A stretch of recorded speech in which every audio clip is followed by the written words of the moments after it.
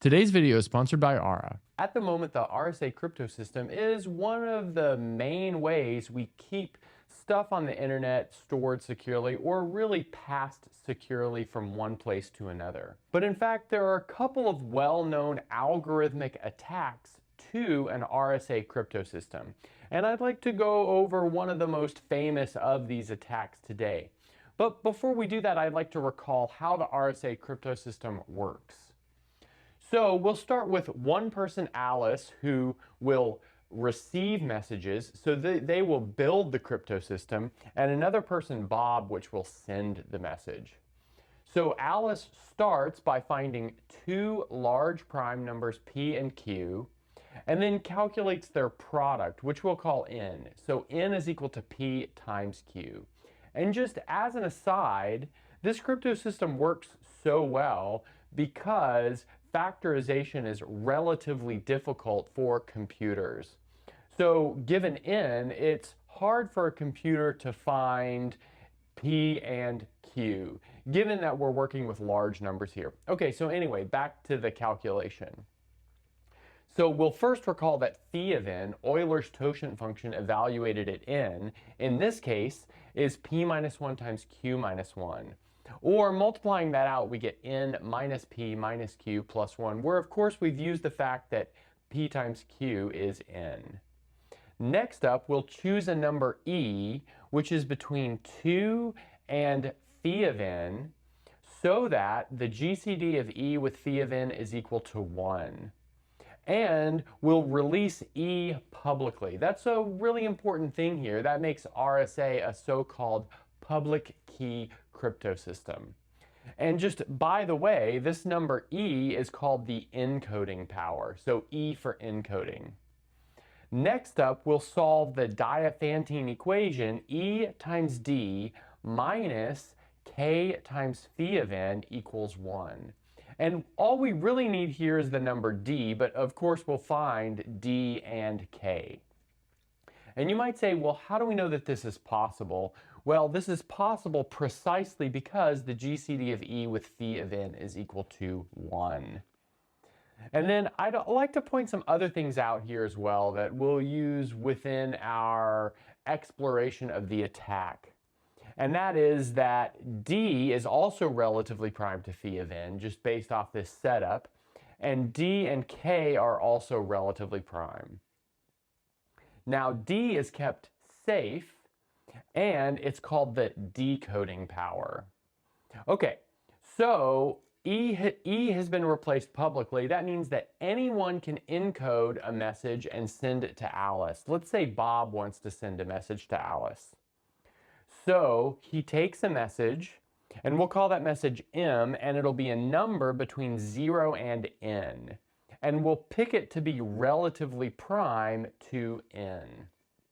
And you might say, well, how do we know it's relatively prime given that we don't know the factorization of n? Well, you can check relative primeness using the Euclidean algorithm without knowing the factorization, so that's kind of nice.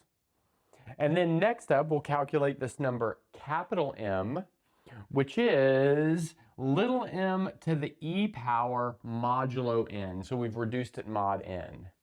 And capital M is the encoded message.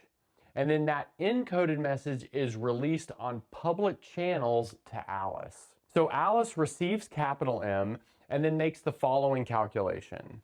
Capital M to the D, which is congruent to lower m to the e times d, given this setup right here, which is congruent to m to the 1 plus k times phi of n, given this equation. But then doing a little bit of calculation, that will be m times m to the phi of n, all raised to the d, all raised to the k. But then by Euler's generalization of Fermat's theorem, m to the phi of n is congruent to 1. So that gives us lowercase m, our original message, which means we have decoded the original message. Okay, so now that we've reviewed how RSA works, let's look at this attack. I wanted to take a few minutes to talk about the sponsor of today's video, Aura.com. I recently did a Google search on myself, Michael Penn, and found, well, all of this information about the singer-songwriter Michael Penn. He had a big hit in the 90s. Go check it out. Since I'm tone deaf and not a performer, I did a more specific search for myself and found all of this information available on the internet. My personal information, available for anyone to find. Having all my personal information out there for anyone to buy makes me uncomfortable and exposed. In fact, data brokers could sell your information to scammers, spammers, and anyone else who might want to target you. Your full name, email, home address, health records, your relatives, it's all out there. That's why I've started using Aura, the sponsor of today's video. Aura shows me which data brokers are selling my information and automatically submits opt-out requests for me. Cleaning up my information not only helps me reduce the amount of spam I get, but it protects me from hackers who could use this information to help them access my social media accounts, bank accounts, and other sensitive information. Aura also does so much more than protect me and my family from online threats I can't see. I get other features like antivirus, VPN, password management, parental controls, identity theft insurance, and without having to download several different apps. It's super convenient. It's really easy to set up. And best of all, I get everything at one affordable price. You may already have one or two of these tools, but not having Aura is like locking the front door but leaving the back door wide open. Aura is always on, doing the hard work of keeping me safe so I can focus on other tasks with peace of mind. I value my privacy and I value yours. You can go to aura.com/michaelpenn to start your free 2-week trial. And it's also linked in the description and the pinned comment. Thanks once again to Aura for sponsoring today's video. Okay, so let's see the statement of this theorem, which its proof will outline our method for calculating the decoding power. Recall that calculating the decoding power will break the entire crypto system. So in fact, we won't really need to know what the primes are here. We'll just get the decoding power. Okay, so anyway, to the setup of the theorem. So let's suppose that n is equal to p times q. P and q are large primes again. And then p is less than q, which is less than 2p. So here's where we start making assumptions. So of course, if you've got two primes that are distinct, you can always make one smaller than the other, kind of obviously. Now we're just assuming that this larger one is less than twice the smaller one. And we in fact know that between any n and 2n, there always lies a prime. In fact, I think I've proved that on the channel before. Next assumption is that e is less than phi of n. I guess we had that in our setup anyway. And finally, we will assume that d is less than 1/3 times the 4th root of n. And this assumption is really quite strong because you could always like turn the knobs, for instance, on your crypto system to make sure that d does not fall within this range, and thus it's not really susceptible to this sort of attack. But let's just suppose that that wasn't done. Okay, so given this setup, there is an efficient algorithm to calculate d given that we know n and e, which of course we will always know n and e as they are publicly available for an RSA crypto system.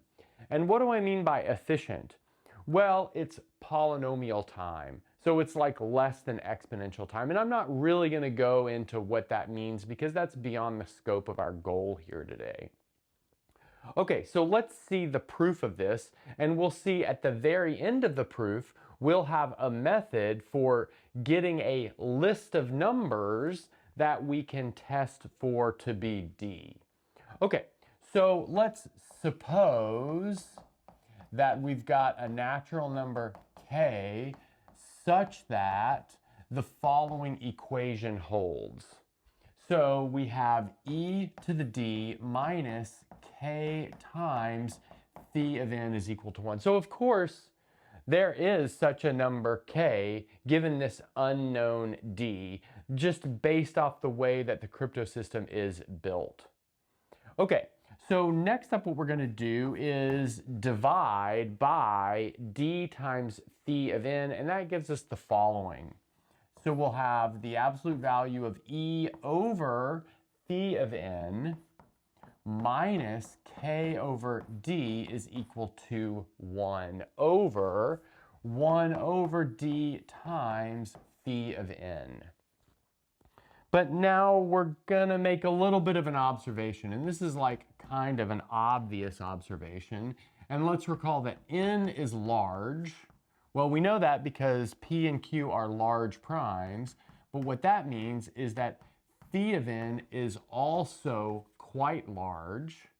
But if phi of n is quite large, 1 over d times phi of n is quite small. So in other words, we have e over phi of n is approximately equal to k over d. But then let's recall, and we're going to use this a little bit later, that k and d are relatively prime. So if we've got a list of values for e over phi of n in lowest terms, then we can simply take the denominator out of those fractions, and those will be possible values of d. Okay, but we're getting a little ahead of ourselves. Okay, so next up we need to approximate the value of phi of n. And well, why do we need to do this? Well, that's because we don't know phi of n. We're given n, but not phi of n. And phi of n is in fact kind of hard to calculate unless you have the prime factorization, in which case, well, we would be done. Okay, so let's notice that the following is most definitely true. And that is p plus q minus 1 is most definitely less than p plus 2p, given the fact that we simply got rid of this negative 1, and then we replaced q with 2p, which is larger, but that's going to be equal to 3p, which in turn is less than 3 times the square root of n. And well, that's because if we take the square root of n here, we get the square root of p times the square root of q, but then given the fact that p is less than q, well, we have p less than the square root of n. I think that's pretty clear. Okay, so now let's observe that phi of n, well, that was equal to n minus p plus q minus 1, where I've put parentheses there. That's by something that we wrote earlier. But then this equation right here, together with this inequality, implies that the difference between n and phi of n is, well, first of all, it's equal to p plus q minus 1. So that's pretty clear just by this equation right here. Notice we're taking absolute values here, which is less than 3 times the square root of n by the inequality that we built. Okay, so now let's work on this object right here. So let's just bring it down. We have e over phi of n minus k over d. Now, n and phi of n are not bound very close together. I guess they're somewhat close, but not super close together. But that being said, since they're both large numbers, 1 over n and 1 over phi of n are essentially the same. So that means I can replace phi of n with n here, and I get essentially the same number. So this is approximately equal to e over n minus k over d. But now, giving ourselves common denominators, that's going to give us ed minus k over n times d. Now we're going to do one of our favorite tricks of adding the number 0 in the form of k times phi of n, because we want to get something like this equation right here. So that's going to be equal to e times d minus k times phi of n, and then we'll have plus k times phi of n, and then minus k times n, and then this is all over n times d. So now let's look at what we got here. So this e times d minus k times phi of n is equal to 1. That's in fact why we brought this k times phi of n term into the situation. And then here we can factor out a k, and we'll have phi of n minus n. Okay, nice. But now phi of n minus n is negative, So that means we can drop the 1 and switch the order of phi of n and pick up an inequality. So then we can also factor some stuff out. So we'll end up with all of our calculation is less than k over n times d times the absolute value of n minus phi of n. Okay, but we know n minus phi of n is bound by this 3 times the square root of n. So this is less than 3 times k times the square root of n over n times d. But then doing a pretty quick simplification, that gives us 3k over d times the square root of n. Okay, so now let's see where we go from here. Okay, so here's the inequality that we built so far. Now we're going to make a further calculation to extend this inequality. And that goes like this. So we're going to start up here at our kind of favorite equation here, ed minus k times phi of n equals 1. And note that that means that k times phi of n is equal to ed minus 1, which is clearly less than e times d. Okay, but then in turn, that's going to be less than d times phi of n. Well, that's given that e is less than phi of n, which is one of our assumptions. But now we can take the two extreme portions of this inequality and then divide by phi of n, and we'll end up with k is less than d. But then furthermore, we know that d is less than 1/3 times the 4th root of n by our assumption right here. So let's put that there. Great. But now compounding this final inequality right here into what we have above, we'll see that 3k over d times n is in fact less than the 4th root of n over d times the square root of n, which in turn is equal to 1 over d times the 4th root of n.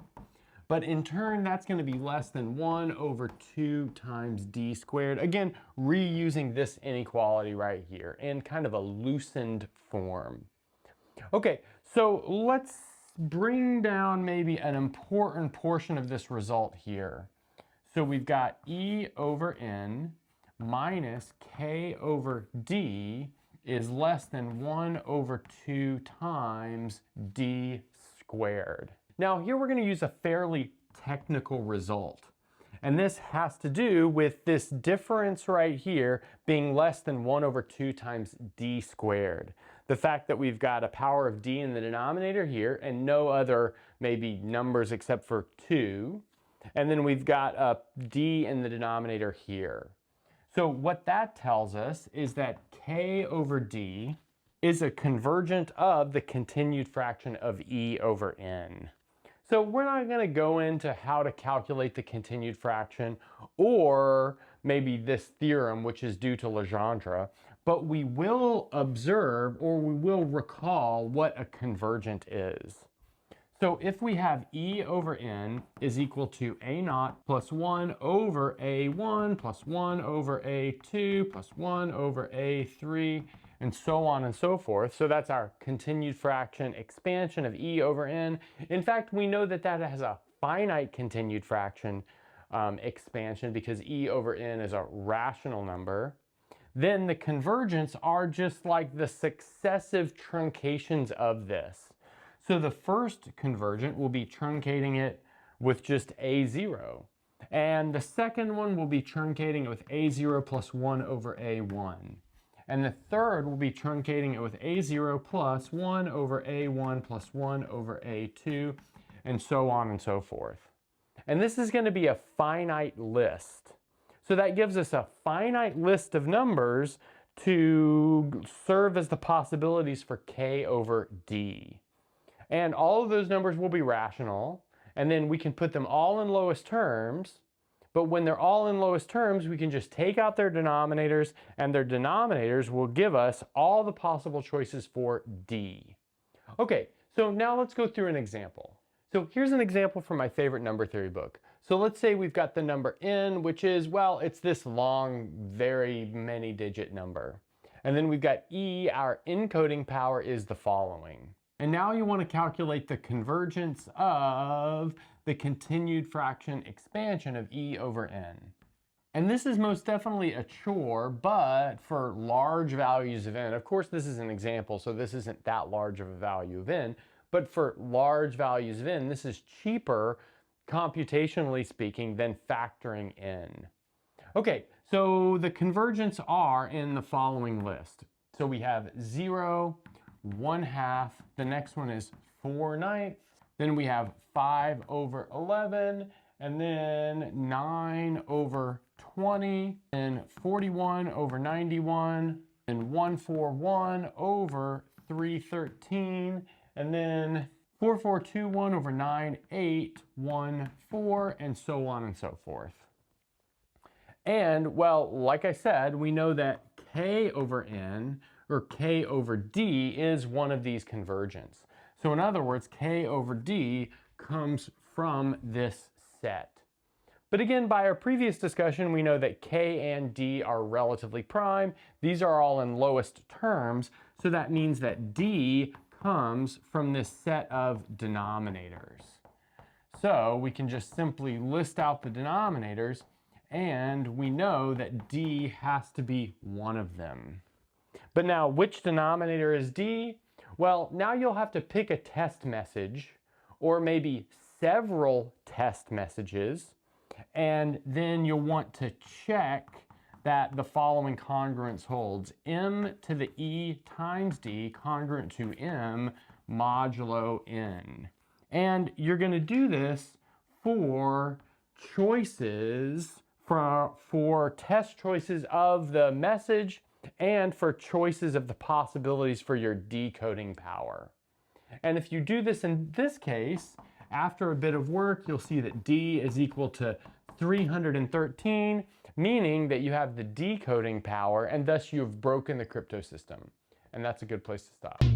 Thanks for watching and sticking around until the end of the video. And since you're here, don't forget to gently press that like button, subscribe, ring the bell, and select all notifications to never miss a video. If you want to get your name in the credits like you see here, access the live seminar series, review videos before release, and more, go to patreon.com/michaelpennmath and become a Patreon member today. If you want full ad-free course content, subscribe to my second channel, Math Major. I've got courses on linear algebra, complex analysis, and proofwriting, among several others. And that's everything. Bye.